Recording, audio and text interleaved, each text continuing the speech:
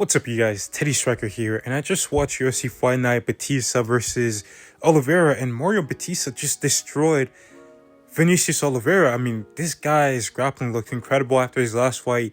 He obviously took on a great grappler in Umar Nurmagomedov, but it seems like he's been working a lot on his grappling, and that makes Umar Nurmagomedov look even better because he was out grappling Bautista, but Bautista went out there, was putting the pressure on, and he was getting some beautiful takedowns. I mean, his timing was incredible in there, and Oliveira didn't really have too much for Bautista. Like, at one point, like, he was like threatening with like a heel hook, and Bautista eventually like got back up to his feet, and Oliveira was just laying on his back and essentially just taking punches to the body or punches to the face. He was just laying there, not even trying to like maybe make it seem like he's trying to get up. No, he just sat there.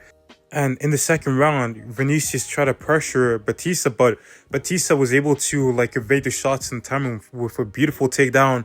I mean, he looked like a prime GSP in there, and he was doing some good work. He got to a crucifix at one point, landing some good shots, but then Vinicius was able to get out of that. But eventually, Bautista was able to get to the back of Oliveira in a scramble, and he choked him out. And his grappling looked really, really good. I thought he was going to win the decision here, but he got a finish, and that was really impressive. And I think him versus Corey Sandhagen does make sense. Corey Sandhagen is calling for O'Malley, but Sandhagen is, I believe he's 1-2 in his last three. He lost to Umar, then he beat Figueiredo, and then he lost to Merab. So I don't think he should be fighting a guy who's potentially one fight away from getting a title shot. I think he should fight down the rankings, and a guy like Bautista would make sense.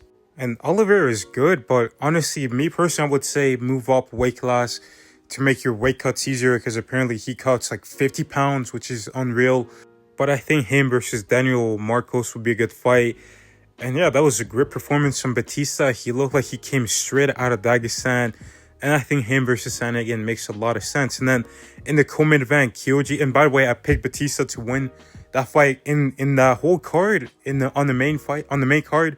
I think I had like 5 fights correct, but one of them was wrong, and that was Jailton Almeida, who I'll talk about very soon. But Kyoji Horiguchi went out there and he beat Amir Albazi, and he looked great. Like, he looked really great. Like, I was really shocked at how he was able to connect on so many punches with some weird angles. Like, it looked like he was out of range, but he was catching Amir Albazi like clean on the draw, and Albazi was just missing by inches. It's crazy how skilled he is and how well he understands the range. But again, he's a karate guy, right? He's a karate kid. And in karate, you get a really good understanding of the range and the distance of your opponent and the timing as well. And Horiguchi showed that. He showed some really strong grappling. And to be honest, I would not mind seeing him fight for the title. Manel Cap, is he the most reliable guy? I mean, the UFC doesn't want to give Arman a title shot because, you know, he's not the most reliable guy. Well, Manel Cap, you know, we don't know.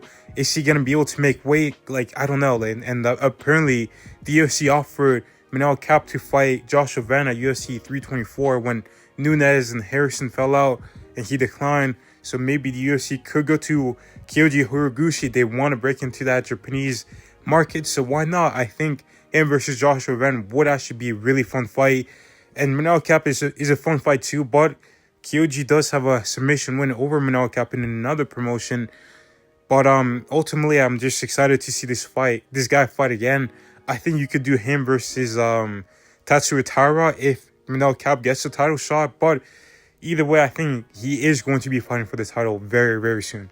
And then Jailton Almeida lost to Rizwan Kuniev. And what is up with the heavyweight division? Like, it honestly feels like the rankings are weird and odd and not an accurate representation of who the real best heavyweights are, because guys like Almeida, guys like Tuivasa, like, they should not be ranked as high as they are, especially Tai Tuivasa. The guy should not be in the UFC at all, let alone in the top 15. And Almeida, like, wow, that was a bad performance from him. He couldn't get the takedowns I thought he would, given how he was able to take down a guy like Volkov. And yeah, Kuniev like had great takedown defense, and he was like lighting him up on the feet.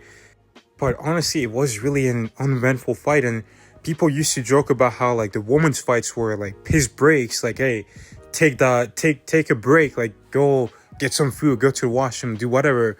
But man, it seems like these heavyweight fights are replacing that, because I don't know what's going on, but It's becoming really hard to watch these heavyweights, and at least the UFC got what they want with Rizwan being a top 5 fighter or top 6. They're probably gonna push him to the top 5, but yeah, like that was just not a good fight to watch. But a fun fight to watch was Michael Oliveira versus Marc-Andre Barriault. And Micah was able to go out there in the first round. Look, he looked really good. He was piecing up Andre Barriault. I thought he was going to get a KO with the way he was moving. But Marc-Andre Barriault, being the veteran that he is, he was able to stay calm in there, make sure he was defending the shots, staying in the fight. And in the second round, he looked good. He looked like he was about to turn things around.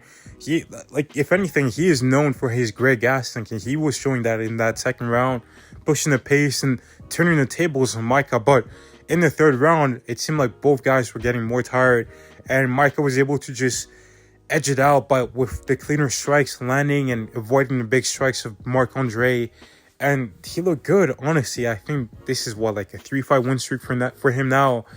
And I think maybe you can match him up against a guy like Marvin Vettori. I don't think Vettori is ranked anymore. I think he's just outside the rankings. But a guy like Vettori, let's see if how close you can get. I think you beat Vettori, then you fight someone in the top 15, and then you just keep going up the ladder. But great performance from Micah. He looks so much better since joining the Fighting Nerds. Another great fight was John Matsumoto versus Farid Barsara, and wow, that was a great fight. Honestly, I did not expect John Matsumoto to look that good, to be honest. With the wrestling, I thought he would be doing like most of his work standing. Obviously, his striking looked great in this fight, but his grappling was great. Like, he was taking down Farid sometimes. Like, he was like having some moments of control time, but it seemed like Farid was the superior grappling. He was reversing and getting cleaner takedowns, but it was a great scrap. I think Farid, maybe he could do one more before fighting someone in the top 15, especially a guy like Figueiredo. I know Figueiredo is older and on the decline, but let's see him progress a little bit more, like with maybe a guy in the top 15 or just outside the rankings. And then I think he's going to just keep getting better and eventually work his way to the top 5 someday. And same with John Matsumoto. He is really good. Like, he's having some really close fights, like close fights with Rob Font, close fight with Farid. I think this guy is going to do really well. Like, his cardio is unreal. And he might even be better when he starts fighting 5-round fights. But then we had Dustin Jacoby knocking out Julius Walker. And this kind of went how I thought it would. Julius Walker's striking is not on that level, I feel. I feel like he definitely needed some more fights before he got into the UFC to really level up.